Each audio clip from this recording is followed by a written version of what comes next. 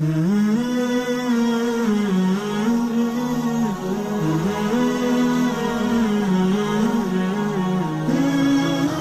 باللہ من الشیطان الرجیم بسم اللہ الرحمن الرحیم اللہم صلی علی محمد وآل محمد۔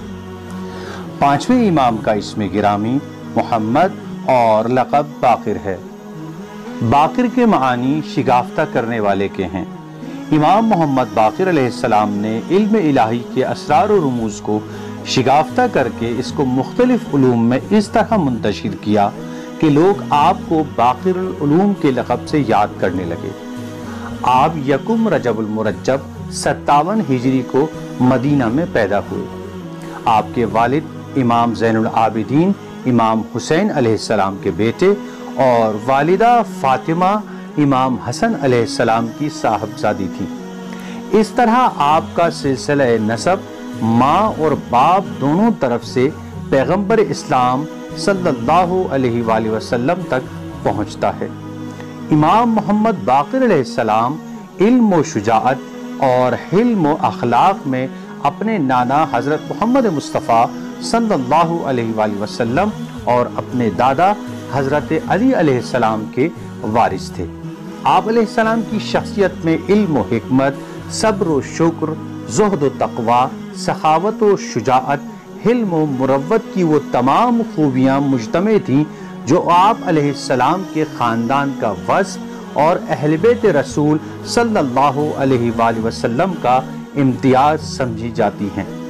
10 محرم الحرام 61 ہجری کو قیام کربلا سے مرتب ہونے والے اثرات نے امام محمد باقر علیہ السلام کی سیرت و کردار پر گہرے نقوش مرتب کیے۔ ایثار و قربانی اور باطل سے مصالحت یا مفاہمت نہ کرنے کا جو عملی درس امام حسین علیہ السلام نے پیش فرمایا، اس سے امام محمد باقر علیہ السلام نے اپنی زندگی کے لیے واضح نتائج اخذ کیے۔ پھر شہادت حسین کے بعد اہل بیت کی اسیری کے دکھ آپ نے بھی سہے۔ آپ نے یہ بھی دیکھا کہ خاندان رسالت کی بلند مرتبہ خواتین نے کس جرأت سے اس امتحان کو قبول کیا۔ آپ کے والد نے اس موقع پر جو رویہ اختیار کیا، جو خطبہ ارشاد فرمائے اور جس استقلال اور اطمینان کا مظاہرہ فرمایا، اس کا بھی آپ کی سیرت و کردار کی تشکیل میں گہرا اثر ہے۔ جب امام محمد باقر علیہ السلام اپنے والد کی شہادت کے بعد منصب امامت پر فائز ہوئے تو آپ کی زندگی قیام حق اور اتصال باطل کی جدوجہد اور علوم کی تبلیغ و اشاعت کے لیے وقف رہی۔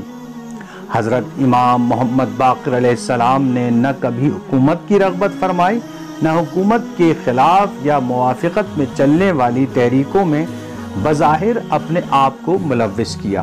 البتہ حکومتیں ہمیشہ آپ سے خائف رہتی اور چاہتی تھی کہ آپ کو صفحہ ہستی سے مٹا دیں تاکہ ان کو روکنے ٹوکنے والا کوئی نہ ہو اور وہ جس طرح چاہیں اسلام کی منمانی تعبیر کر سکیں۔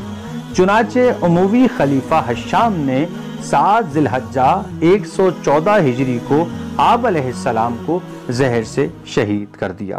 اللہم صلی علی محمد وآل محمد۔